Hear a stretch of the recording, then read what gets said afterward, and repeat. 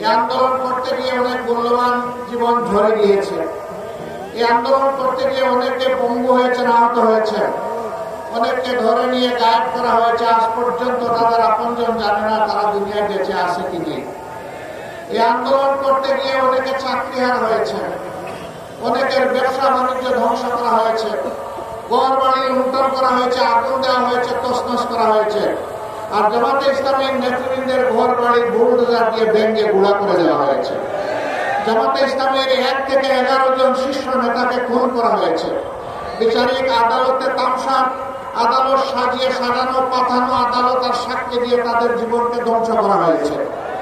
সম্মানিত ভাইরা, শেষ পর্যন্ত কোরআনের পাখি খ্যাত সারা দুনিয়ার মানুষ তাদের কলিজায়, যার জন্য আলাদা একটা জায়গা ছিল, আল্লামা দিলওয়ার হোসেন সাঈদীকেও জেলের ভিতরে মৃত্যুর দিকে তারা ফেলে দিল।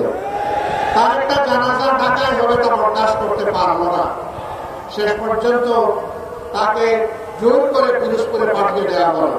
সেখানে সেনাবাহিনী, বিজিবি, পুলিশ, র্যাব, আনসার সব কিছু দিয়ে চতুর্দিক থেকে ঘেরাও করে মানুষের স্রোত ঠেকানোর চেষ্টা করা হলো।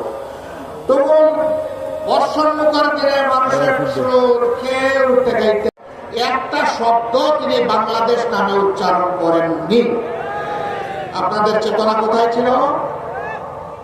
Double million offer Walton fridge কিনে পেতে পারেন 20 লক্ষ টাকা, রয়েছে কোটি কোটি টাকার নিশ্চিত উপহার। এই বিজয় কি বাংলাদেশের না ভারতের?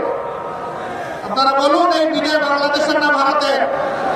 বাংলাদেশের যদি বিজয় হয়ে থাকে আর ভারতের প্রধানমন্ত্রী যদি এই বিজয় তাদের বলে দাবি করে, আপনারা চুপ কেন? আপনাদের চেতনা কোথায় যায় তখন? সীমান্তে যখন ফেলানির লাশ ঝুলে থাকে, আপনাদের চেতনা তখন কোথায় থাকে?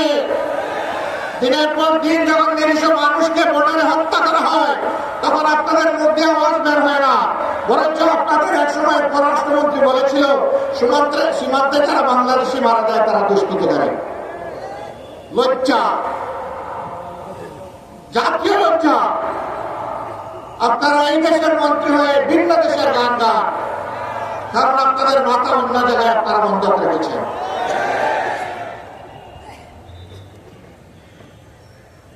আমরা আমাদের প্রতিবেশী দেশের প্রতি সবসময় শ্রদ্ধাশীল থাকতে চাই এবং আমরা এও আশা করি তারাও আমাদের দেশের প্রতি শ্রদ্ধাশীল থাকবে। আমরা চাই আমাদের প্রতিবেশীরা শান্তিতে থাকুক, আবার আমরা চাই তারাই যেন আমাদের অশান্তির কারণ না হয়। কিন্তু মাঝে মধ্যেই তারা বাউন্ডারি ক্রস করে। বাংলাদেশের মসনদে কে বসবে, কে কার সাথে জুট বাঁধবে, কে সরকার গঠন করবে, তারা বাংলাদেশে এসে তরকারিতে লবণ দেয়। আমরা আগামীতে আমাদের তরকারিতে আর কাউকে লবণ দিতে দেখতে চাই না।